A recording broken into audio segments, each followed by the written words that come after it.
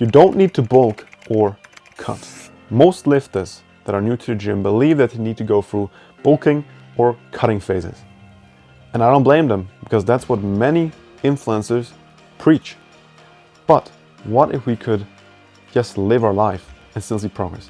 So in this video I'll show you an approach that doesn't require any cutting or bulking phases, and you don't even need to track your freaking calories.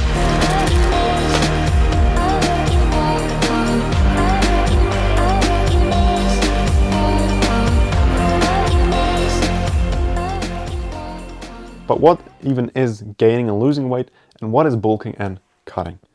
So basically, gaining weight and losing weight is calories in and calories out. If you at the end of the day have more calories in your system than you use during the day, you will gain weight. If you have less calories than your body used at the end of the day, you will lose weight. But not to forget, it's not just about calories. We still have vitamins, mineral, amino acids, proteins, fats, and all these other things that are going to really decide how we're going to feel, how we're going to perform, how we're going to recover after training session. And bulking basically means that you eat more calories than your body needs to gain mass, to gain a little bit of fat. Because when you build muscle, the muscle that you're building needs calories. So you need those extra calories. But most people just start eating a lot of junk food, and this bad foods makes them fat, and they feel worse because eating these sugary processed food, they get brain fog, and they look worse, they get bloated, their skin gets worse, and they just feel like shit. Cutting is when you do the opposite. You want to lose weight to reveal the muscle that's hiding under the fat. The con with cutting is that you may feel tired, you feel like you have low energy, you may be hungry all the freaking time because you're not eating a lot of food, and that's just not worth it. And I believe in longevity, doing things in life that are sustainable, because consistency beats perfection. And the same thing is for the diet. I don't like bulking and cutting because it's not sustainable at all. So to get a little bit of perspective, we're going to find your maintenance calories. And maintenance calories is the point where you won't lose or gain weight when you eat that amount of calories. It's the basically exact amount of calories your body burns that day. And we can find an estimate during a calculator. So we go into Google, we search calculator.net, go to the calorie calculator, fill in all the things we need to, click calculate, and there we'll see an estimate. It doesn't need to be 100%, but it's going to give us this. It's good to have in the back of the mind, even though it's not that important. So let's come to the method, to the approach that I like. And we're going to go back to the freaking basics. We're going to cut out all the bad food from your diet, and we're going to focus on clean, whole, low inflammatory foods. Nutrient dense sources of protein, fats, carbs, vegetables, everything like that. We want to eat good food. For example, that could be beets, eggs, squash, red meat, avocado, blueberries, garlic, bananas, and leafy greens. And we just want to remove all the freaking bullshit, all the junk food, all the sodas, all the sweets, all the candies, all the processed shit you're eating. We don't want it. Just cut it out. Just throw it in the garbage can. Sell it to someone else. We don't want it no more. And an easy way to detect this is to ask yourself the question, is this a product or is this food, before you buy something or eat something? So if you go into a store and you look at chips or sweets, is that food or is it a product? It's a freaking product. It's no real food. If you go in a gym store and you see protein powder, is it really a food or is it a product?